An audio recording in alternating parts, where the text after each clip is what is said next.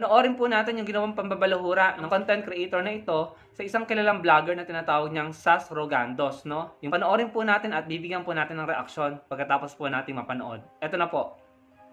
Hoy, Sas Rogandos, isang vlogger na bakla na ang laki ng lawit nagsusuot ng panty at bra. Kung totoo yung aligasyon mo na may mastermind sa PCSO or corruption sa PCSO at ang mastermind ay si Sir Mel Robles at si First Lady Lisa Araneta Marcos, maglabas ka ng ebidensya. Hindi yung puro ka lang dada, puro ka lang kuda.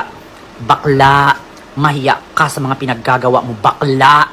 Baka itakwil ka sa federasyon niyan, bakla. Ah? Wala ka na bang kaya gumawa ka lang ng fake news? Kung talagang totoo yung mga aligasyon mo, bakla. Ah? Nakakahiya ka, bakla.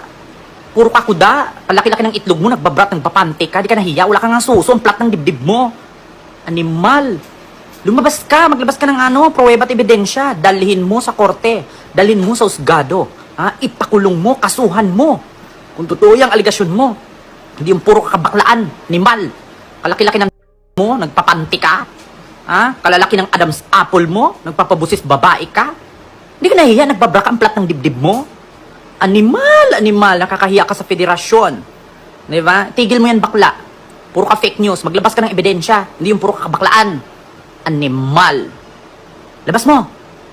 Ayun, napakinggan po ninyo, napakinggan natin at nakita natin kung paano niya binalahura yung vlogger na tinatawag niyang Sas Rogandos. Kung hindi po ako nagkakamali, ang taong ito ay isa pong BBM supporter at kung tama po yung aking hinala na si Sas Rogandos Sasot ang kanyang tinutukoy, isa naman pong DDS si Sas, So talagang BBM supporters versus DDS na po ngayon, Mabibigat yung mga binitawan niyang salita at talaga namang may pang-iinsulto, pambabastos at may body shaming, Ako po, personally, hindi ko po sinusuportahan ng body shaming, pang-iinsulto na ganyan, at yung may temang pang-iinsulto sa isang LGBT ng kapwa niya LGBT, sa akin palagay LGBT din siya, ng kapwa niya LGBT ay hindi po yan tama, Hindi po natin yan sinusuportahan. Pero alam nyo, mga kababayan, may narealize ko kung babalikan po natin yung mga paraan ng pananalita ni Sas Rogando, kung tama po yung hinala ko. Kasi yun lang naman yung binanggit niya, Sas Rogando ang term niya. So in my opinion, ang tinutukoy niya dyan ay si Sas Rogando, So, kung babalikan po natin yung paraan ng pananalita ni Sas kila Atty. Lenny, sa iba pang tao,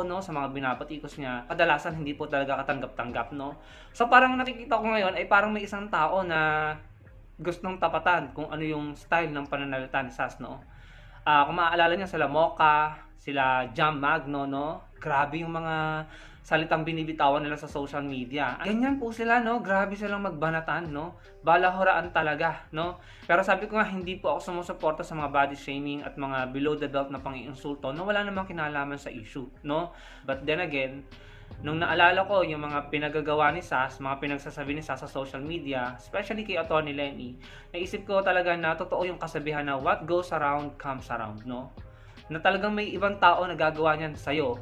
Yung ginagawa mo sa iba, hindi man yan ibalik sa'yo ng taong ginawan mo, hindi man gumante yung taong ginawan mo ng hindi tama, sa'yo, hindi man siya or sila gumante sa'yo, may ibang tao na gagawa niyan, sa'yo. So, yun po yung nakikita ko ngayon, Sinasabi nga nila, huwag mong gagawin sa iba ang mga bagay-bagay na ayaw mong gawin sa iyo.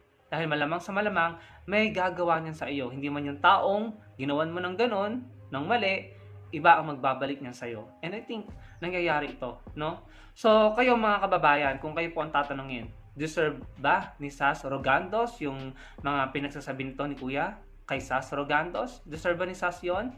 Comment down below. Huwag niyo kalimutang i-like ang video natin at magkita-kita po tayo sa susunod kong video. Salamat po.